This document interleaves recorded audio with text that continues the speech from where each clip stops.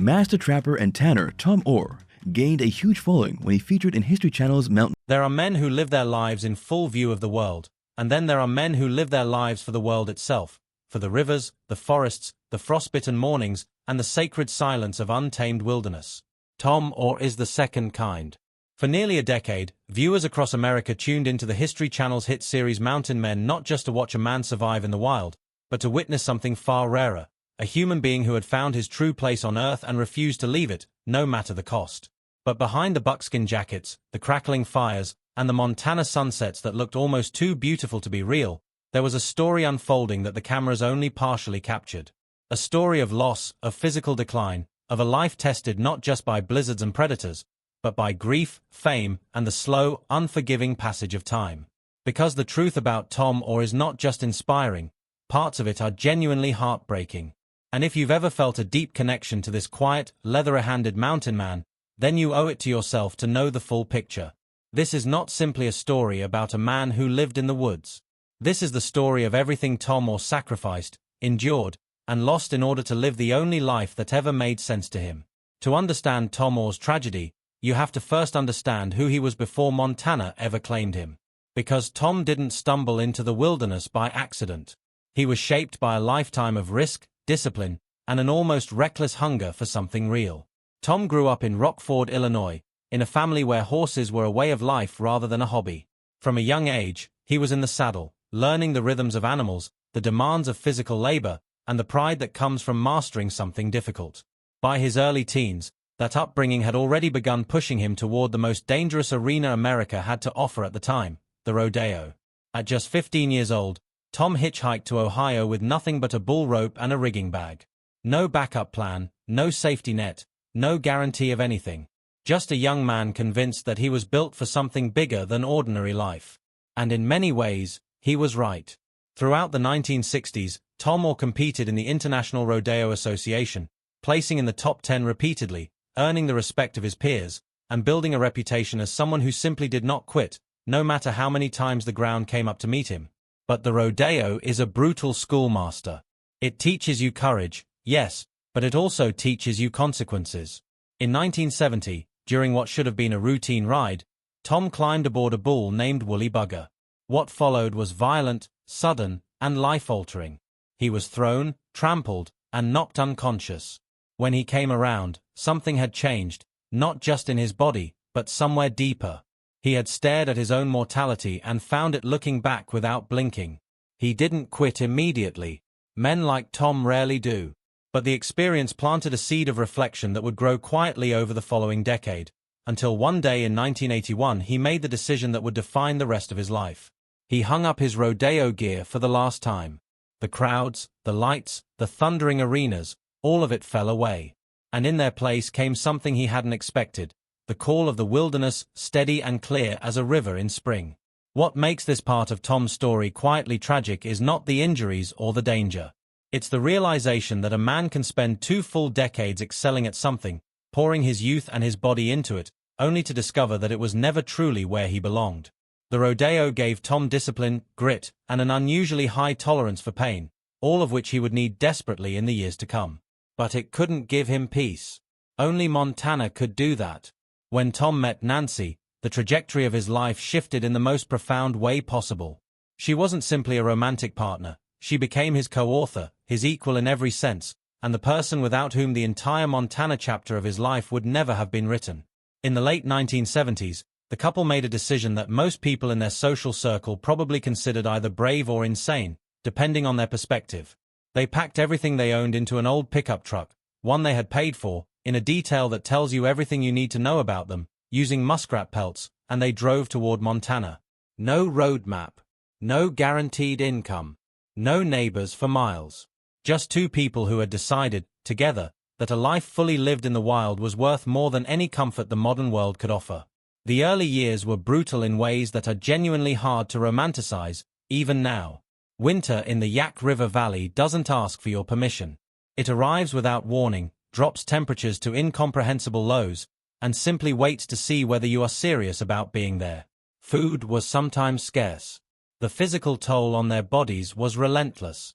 There were days, undoubtedly, when the warmth of civilization must have seemed like a reasonable trade. But they didn't go back. They stayed, and in staying, they were transformed. A turning point came when Tom, on a trip to Billings, wandered into a small American Indian shop and encountered the ancient technique of brain tanning, a method of preserving and softening animal hides using the brains of the animals themselves. Something about this craft reached into Tom at a level that surprised even him. He studied it with the same intensity he had once brought to bull riding. He practiced, failed, adjusted, and eventually mastered it. And in doing so, he found not just a skill, but a philosophy, a way of honoring the animals whose lives made his survival possible, of wasting nothing, of participating fully in the ancient contract between human beings and the natural world. This craft would go on to become one of the most recognized aspects of Tom's identity on Mountain Men.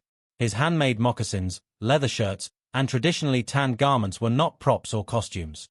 They were functional art, created with the hands of a man who understood what each piece cost, in time, in skill, and in life.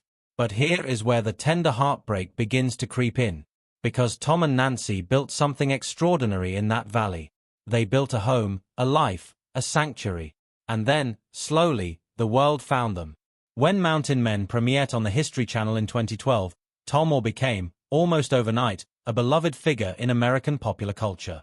Viewers were captivated by his quiet confidence, his leathery wisdom, and the almost mythological quality of the life he and Nancy had built. He was, for millions of people sitting in heated apartments and suburban houses, a living reminder that a different kind of life was possible. But fame is a strange and often cruel reward for authenticity.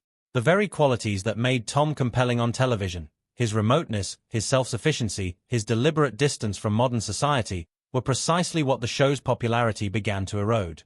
Tourists started arriving. Fans made the journey to the Cabinet Mountains, hoping to catch a glimpse of the real-life mountain man. Honeymooning couples from Switzerland. Curious travelers from across the country. During the peak of the show's popularity, what had once been one of the most private, isolated pieces of land in North America effectively became a tourist attraction.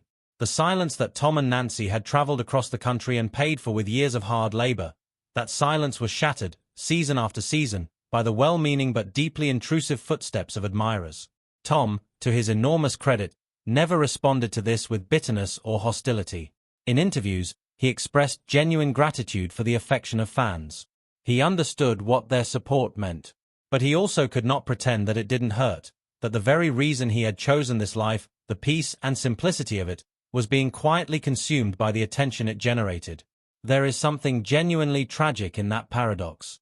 A man escapes the noise of the world, builds something pure and private, and then finds that his very success in doing so attracts the world right back to his door.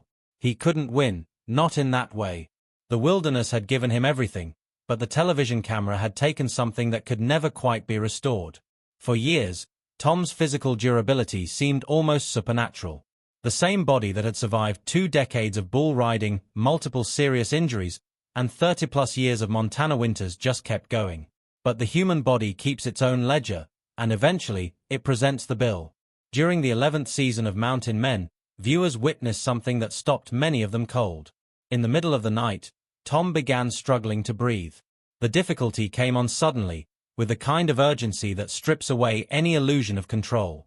He and Nancy, without neighbors nearby to call, without a hospital within easy reach, drove nearly 80 miles through rough terrain to reach a medical facility in Libby, Montana.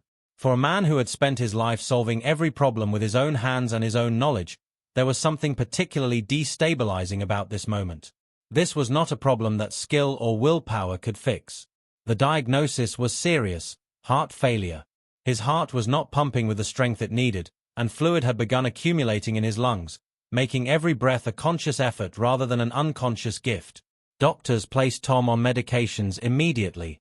They fitted him with a heart monitor. Given the extreme remoteness of his home, specialists also recommended he wear a defibrillator vest, a device designed to restart his heart if it stopped. Think about the weight of that for a moment. A man who had spent his entire adult life reading the wilderness, anticipating its dangers, and meeting them with calm expertise was now wearing a device on his chest because his own heart had become the most unpredictable wilderness of all. Nancy, who had always been Tom's equal partner in physical survival, took on new dimensions of care during this period. She absorbed more of the day-to-day physical demands, managed the household with even greater efficiency, and became not just his partner but his guardian. Their love, already forged through decades of genuine hardship, was being tested in a new way, not by blizzards or predators, but by the slow, intimate challenges of aging and illness. What makes this chapter so moving is not the medical drama itself. It's what the medical drama revealed, that even the most capable people have limits, and that true partnership means showing up not just for the exciting moments, but for the frightening ones too. If Tom Oar's health battle was the chapter that worried fans, then the loss of his daughter Keely is the chapter that breaks your heart completely. From his first marriage to Janice Fraser, Tom had 2 children, a daughter, Keely, and a son, Chad. The details of that earlier chapter of his personal life remain largely private, as Tom has always been a man who guards his inner world carefully. But what is known is that Keely was part of his family, part of his story, and part of the legacy he was building, and in 2015, she passed away. There is no way to frame that loss that makes it easier to absorb. A parent outliving a child is one of the cruelest inversions of the natural order. For Tom, who had spent his entire life in environments where the stakes were genuinely mortal, where death was a constant and acknowledged neighbor, this was a different kind of reckoning entirely. The wilderness had always been something he could read, navigate, and ultimately survive. Grief of this kind does not work that way. It has no season, no predictable pattern, no technique that tames it.